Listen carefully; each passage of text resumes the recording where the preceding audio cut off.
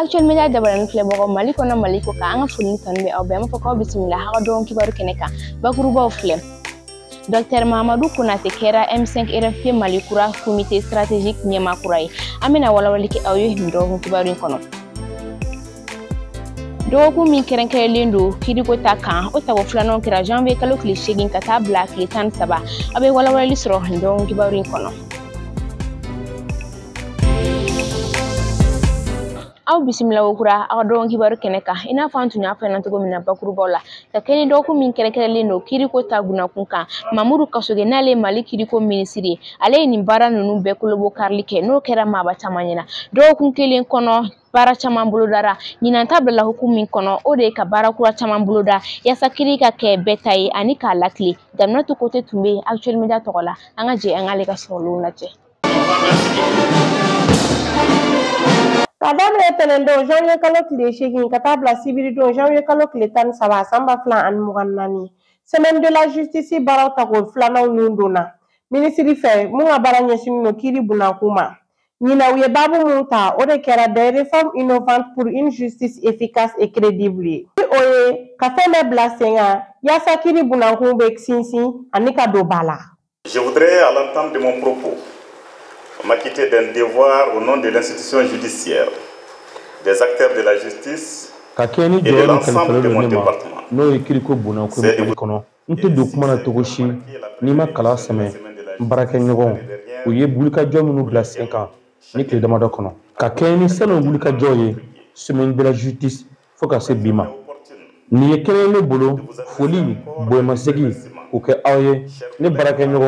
de gouvernement barakelaw bɛɛ ma ɲina fana maa o maa bɛɛ yan i ye ambassadeur ye walima jamana wɛrɛ maa ye kɛnɛ kɔnɔ yan ka foli kɛ aw bɛɛ ye nin b'a yira ne na k'a fɔ aw ka seli kɛnɛ kɔnɔ yan o de b'a yira ne na k'a fɔ aw bɛ ka ba min don kiriko la kiri ni o de ye sira ye jamanaw kɔnɔ bɛn keleya basigi o bɛ se ka sabati cogo min na kama sɔrɔ jamana min na ni kiri ma sigi sen fila kan o jamana ka taaɲɛ o bɛ fila fila la ni tile fila baara min n'an y'a boloda yɛlɛma tagasekɔrɔ ka se ka ta a kun tɛ dɔwɛrɛ ye walasa la sécurité juridique et judiciaire sans lesquelles il ne peut y avoir de développement.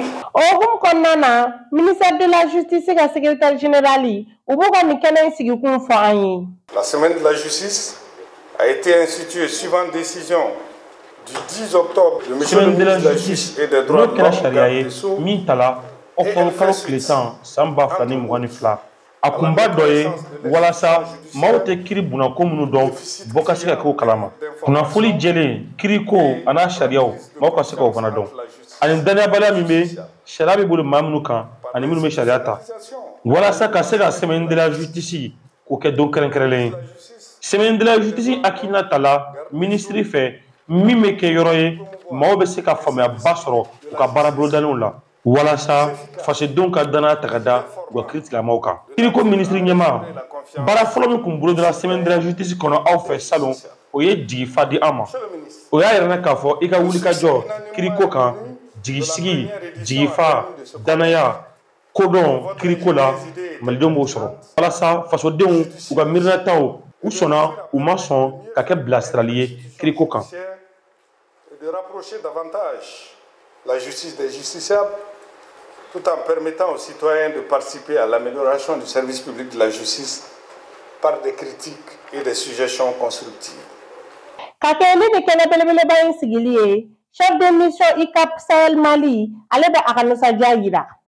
Permettez-moi de vraiment féliciter le ministère de la Justice et particulièrement son excellence. Nga foli ma taga ɲɛsi kiriko ministre ma a ka nin baarabolo tako filanan semaine de la justice ɲina bɛɛ nana ka na ministre lamɛn an jigiya tun bɛ kuma minnu kan a y'an jigi fa o de la jamana minnu na ni bɛɛ fanga bɛ yen kiri man kan tɛ ka to kɔ olu la kiriko kan ka don ba la bi ni yɛlɛnna an na ministre fɛ o ye maa hakili sigi o kɔrɔ ye ko Mali kɔnɔ kiriko bɛ ka taa ɲɛfɛ k'a fɔ ko an ka cakɛyɔrɔ an ka dɛmɛ bɛ se u ma u ka baaraw la. Mettre l'accent sur le soutien de l'EUCAP Sahel Mali dans tous les domaines de le secteur de la justice. Merci. Alisa, ka kɛ ni semaine de la justice baaraw ye ministre Kasongo ale kɔni ye sɛbɛn kɛrɛnkɛrɛnnen dɔrɔn ko ministre kiiri bulon b'a la. Bon, donc laɲini ye min ye donc maliyɛnw ka dɔn frais min kan ka sara acte ninnu bɛɛ la u ka se ka kunnafoni fana sama administration judiciaire ma k'a yira k'a fɔ a bɛ ka kɛ ka ɲɛ ou bien fiɲɛw b'a la maintenant n'o y'a sɔrɔ a ko tɛ ka kɛ ka ɲɛ u b'a dénoncer ka weleli kɛ numéro la min bɛ inspection des services judiciaires la o numéro c'est le 36 111 n'i y'o wele mɔgɔ dɔ bilalen bɛ yen min bɛ i ka appel ta donc i bɛ ko minnu fɔ a b'o bɛɛ enregistrer maintenant enquête bɛ dayɛlɛ n'a yɛrɛ la k'a fɔ ko a sabatira donc agent min bɛ yen ani ɲangini min ka kan a bɛ ɲangi ni kuma fana kan ka k'a fɛ pour que a k'a dabila kuma fana bɛ k'a fɛ. Nin semaine de la justice in kɔnɔna na baara caman kɛra nin tile damadɔ in na o ko kɔnɔna na ministre mun ka baara ɲɛsinnen don kiiri bunakun ko ma ale kɔni y'a yira k'a fɔ ko nin kɛnɛ kɛrɛnkɛrɛnnen sigira yaasa ka maaw gɛrɛ ɲɔgɔn na olu ni kiiri bunakun maaw yaasa an ka don da kelen fɛ ka bɔ da kelen fɛ ani ka ɲɔgɔn bilasira. Nin tun ye Daminatu Kote ka sɔrɔlenw ye dɔgɔkun min kɛrɛnkɛrɛnlen don kiiriko ta gunnakun kan. Mali kalatako o kɔni kelen no jɔrɔnan ko ye malidenw bolo ka fara bɛrɛbɛrɛtɔnw kan kama sɔrɔ a kuma kɛra siranɲɛfɛn ye. Bɛɛ bɛ ka ɲininkali caman kɛ a yɛrɛ la. Mun de bɛ nin ko in bɛɛ lajɛlen kɔfɛ? Awa Jawara bɛ ɲɛfɔli kɛ aw ye. Kalata baaraw bɛ ka sumaya min kun dɔgɔdara sɔrasiw fɛ n'olu bɛ fanga la kabini uti kalo san 2020 maaw bɛ k'u yɛrɛ ɲininka n'a y'a sɔrɔ kalaw bɛna ta kuma jumɛn. Ousmane Jawara ka fɔ la Mali ma labɛn ka kalaw ta. Transition, les propos peuvent diverger selon que vous soyez. Hakilinataw bɛ falen n'a y'a sɔrɔ i ye politique mɔgɔ ye walima i ye jamana kɔnɔden gansan ye. Sabula fanga kɛra togo a ka di dɔ ye a man di dɔ ye. Ne yɛrɛ kɔni kabini Kidali kɛra Mali ta ye cɛmancɛ fanga ye mun kɛ Mali ye. Je trouve que ça c'est un fait concret que la transition a déjà accompli. Dɔw bolo kalafili kɛbaliya tɛ maliyɛnw nɔ ye wa cɛmancɛ fanga ɲɛmaaw fana nɔ tɛ. Élection mɛli o tɛ transition nɔ ye o tɛ anw jamana kɔnɔdenw nɔ ye yɔrɔ ni kɛlɛ kɔni bɛ jamana kɔnɔ la tant que kɛlɛ ma ban bɛɛ tɛ se ka jɛ ka voter ɲɔgɔn fɛ donc élection dun bɛ kɛ pour que jama bɛɛ de ka jɛ ka voter donc ni bɛɛ ma jɛ anw minnu bɛ sur l'air donc élection kɛbaliya kun dɔ bɛ se ka kɛ o fana. Basiru Bagafola Mali tɛ se ka kalafili baaraw ɲɛnabɔ sisan sabula a wari tɛ yen wa mɔgɔ tɛ yen min bɛ se ka jamana ɲɛnabɔ. Notre état économique. Est-ce que actuellement ɲininkali ye min ye yala Mali kɔnɔ bi sɔrɔ min bɛ yen o bɛ se k'a to an ka se ka taa kalataw la wa? Ɲininkali filanan ye min ye yala bi Mali kɔnɔ jɔn de bɛ yen fasodenw bɛ se ka danaya ta ka da kan ko ni ɲɛmaya dila ma Mali a bɛ se ka o jɔ. Nin de ye ɲininkali ye bi an kan ka min kɛ an yɛrɛ kunna ni ka jaabi sɔrɔ o la. Kalata kɛli tɛ baara gɛlɛn ye nka ni kalata banna Malidenw ka ɲɛnamaya bɛna kɛ cogo di? Ka d'a kan siran bɛ yen n'an girinna ka taa kalata la Mali kana segin kunun an bɔra gɛlɛya min kɔnɔ. N'o kɔni don ne bolo an k'an jɔ fɔlɔ kɛlɛ ka nɔgɔya yɔrɔ minnu t'an bolo an ka se ka o bɛɛ sɔrɔ ka sɔrɔ ka taa kalata la. Hali n'a y'a sɔrɔ a bɛ gɛlɛya bi k'an ka yɔrɔ bɛɛ sɔrɔ nka caman min bɛ bolo la an ka se ka olu sɔrɔ. Kalafili kɛli bɛ jamanadenw de dɛmɛ a kun yɛrɛ ye ka se ka jamanadenw hakilinata dɔn yaasa jamana ka se ka mara ka ɲɛ. Bon élection kɛli n'a kɛra o bɛ usaya parce que i bɛ taa sɔrɔ élection bɛ kɛ pour que jamanakɔnɔdenw ka choisili kɛ donc a kɛbaliya donc a mankantan tɛ don n'a nataw la quoi pour éviter tout ça donc élection ka. Arabado janvier kalo tile 10 san 2023 o kɛra jɔyɔrɔdi baara ye M5 RFP kulu kɔnɔ o jɔyɔrɔdi baaraw kun bolila u ka comité stratégique ɲɛmaya dili min na Dr Burahima Afo Traoré y'a jɔyɔrɔ di Dr Mahamadou Konate ma n'a bɛna kalo 3 kɛ présidentiya la Nana Karija Kone bɛ walawalali kɛ aw ye.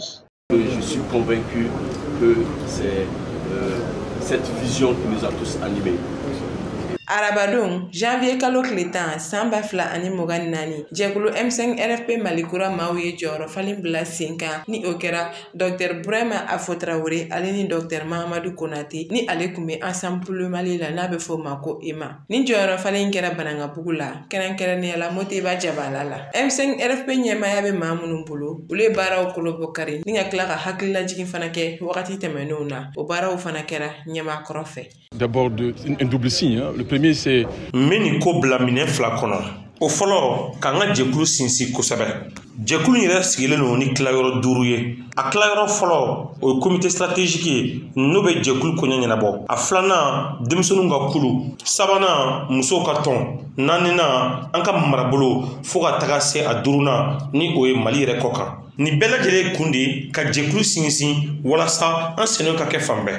Filanan min ni nin wale y'o yira ne na o de ye an ka jɛ ka kɛ kelen ye k'an bolo di ɲɔgɔn ma ka wulikajɔw sabati. O sabatili kun tɛ ka mankan ci ka kojugu kɛ jamana kɔnɔ. An kana kɛ maa fana ye minnu b'a fɔ ko an sɔnna a bɛɛ ma.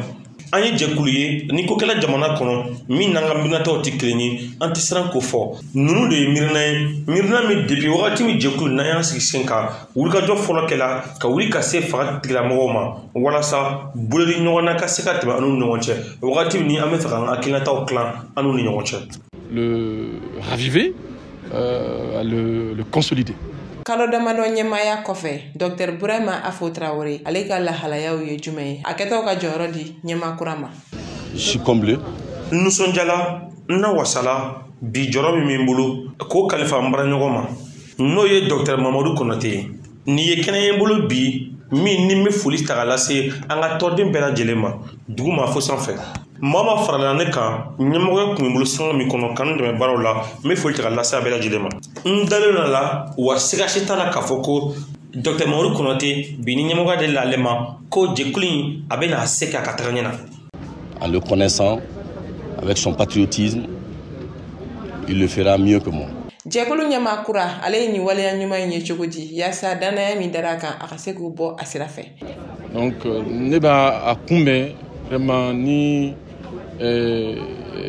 jɔyɔrɔ dɔɔni ye ani fana ni dusu ye k'a fɔ fɛn min don n ka se ka n se n bɛrɛ kɛ a ka se ka ɲɛ an bolo wa ni Ala sɔnna ma an b'an se kɛ walasa ka se ka ɲɛ. N balimakɛ min bɛ ka bɔ a la sisan baarakɛla don an ye fɛn fɔ an y'a bɛɛ kɛ ɲɔgɔn fɛ alhamdulilayi a ka baara ɲɛna a bolo a yɛrɛ fɔ cogo min adamaden baara don an kɔni ne yɛrɛ kɔni ale kɔni baara nɔgɔya ne bolo parce que ale ye min kɛ o ye belebele ye tɔ tora min ye o ma ca hakili la a bɛna kɛ an kɛrɛfɛ walasa ko baara ninnu tɔ fana timɛ. Dr Burama Traoré ɲɛma kɔrɔ ni ale ye jɛkulu layɛlɛ sanfɛ kosɛbɛ bɛ ɲɛfɔli k'an ye a ka baarakɛlenw na. Nka kalo damadɔ in kɔnɔ an sera ka komi n y'a fɔ a ye an sera ka jɛkulu caman fara ɲɔgɔn kan ka hakilila jagabɔ kɛ walasa kalafili minnu bɛna an minnu kɛ cogo di o ye n ka wasa dɔ ye. Wasa filanan an sera ka partenariat signé n'o ye faranga baara ye jɛka baara ye an y'o signé ani parti yɛlɛma le changement cɛ Memorial Modibo Kite la a yɛrɛ ye o ye donc ani an y'a laɲini a mɛnna n ka passation na k'a fɔ ko ni Ala sɔnna M5 RFP Mali kura bɛna cɛbɔ kelen ta ou bien musobɔ kelen ta donc hukumu kɔnɔna na o baaraw bɛ ɲini ka ban ni Ala sɔnna n b'a dɔn a bɛna o baaraw kuncɛ o y'ale garisɛgɛ. A ka kan hakililajigin ka kɛ M5 RFP Mali kura o bilala sen kan walasa fanga maracogo ka ɲa kelenya ani baara ɲuman kɔnɔ. Ni jɔyɔrɔ yɛlɛma in kɛra u ka tɔn ɲɛmɔgɔw ɲɛna ani Jibril Sissogo ni ale ye fasoden ka lasigiden ye. Nin baara ninnu bɛɛ lajɛlen kuncɛra ni nisɔndiya ani k'an bɛɛ da ye ɲɔgɔn ma. Ni tun ye Nana Karija ka sɔrɔlenw ye min kɛra jɔyɔrɔ di ye M5 RFP kulu kɔnɔ sisan nɔ jamana kɔnɔ kunnafoni a n'a ko kan kunnafoni bɛ lase aw ma teliyala Maimuna Daw fɛ.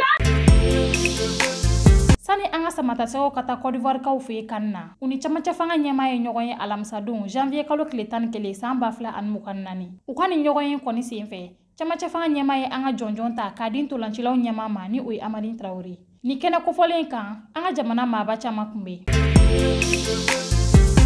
jamana kɔkan kunnafoni Nigeria kaw ka kiribulonba ale ye yamaruya di arabadon janvier kalo tile 11 san 2024 ka u ka minisiri kɔrɔ min ka baara kun ɲɛsilen don kuranko ani asiye ko ma ni o ye olu ogunlo ye k'o nɔ minɛ k'a sababu kɛ ko o minɛna yuruguyurugu dɔ la min musaka bɛ taa miliyari 6 bɔɲɔgɔnko la ni kibaruya ninnu dira Nigeria kunnafoni diso dɔ fɛ. Faransikaw ka maa kuntan 2 minnu kun minɛnen don Dubaïkaw fɛ yen ka kɛɲɛ ni Faransi minisiri min ka baara ɲɛsinnen don u ka jamana kow ma ale ka taali ye Dubaï ni o ye Gérald Darmanin ye octobre kalo tɛmɛnen o maa ninnu kɔni bilala alamisadon janvier kalo tile 11 san 2024 ni laseli kɛra AFP fɛ. alamisa su ka dugu jɛ juma na Ameriki jamana ni Britannique jamana ka pankuru dɔw ye mugu jugu jigi bamanci dɔw kan ni olu bɛ wele ko otisiw yemanikaw fɛ ni kuma ninnu sɛmɛntiyara Amerikɛnw ka ɲɛma 4 fɛ ni olu bɛ baara kɛ agence ni ne bɛ dan sigi aw ka nin dɔgɔ kibaru la aw ni ce aw ka ɲɛmadali la an fɔ k'aw kan bɛn diɲɛ wagati wɛrɛ.